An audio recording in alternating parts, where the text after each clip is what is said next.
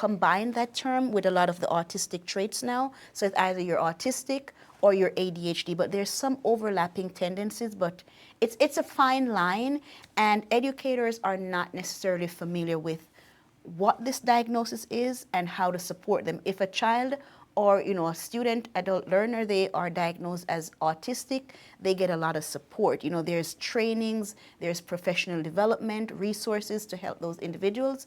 However, ADHD, as the term suggests, it's invisible in terms of the disability, in terms of a lot of the support. So my main mission for writing this book is to get the word out. I will talk to anybody and everybody about ADHD because, I have a lot of regrets. If I had known about it, I would have done better. But, not knowing, you can't do better. And especially for my son, I am an advocate for him. I will go, to the ends of the earth to ensure that he gets the best education because, I know the education system, but there's a lot of parents, caregivers, who are not familiar, even people with ADHD who are not familiar with the education laws or policies, resources, and support that are available to them. So I write this book, and there's a lot in terms of the laws, because when you're diagnosed with ADHD, you can get either a 504 plan, and that's part of the Rehabilitation Act of 1973.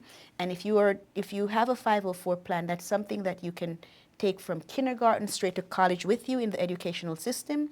However, if you have an IEP, and it depends on your diagnosis, you're only getting support in the K-12 schools, but if you're going to college and higher education institutions, you'd have to, advocate for your needs within that space. So my main mission, going back to the book, was to educate, educate, educate.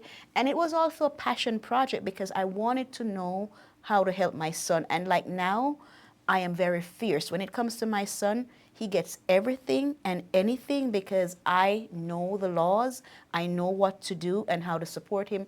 And it started out with him, but now it's not just about him because I realized that there's a need. There is such a great need for knowledge and advocacy for these individuals with the disability. So, like I said, the book is here for anyone who wants to read it, and I'm also here to support as well.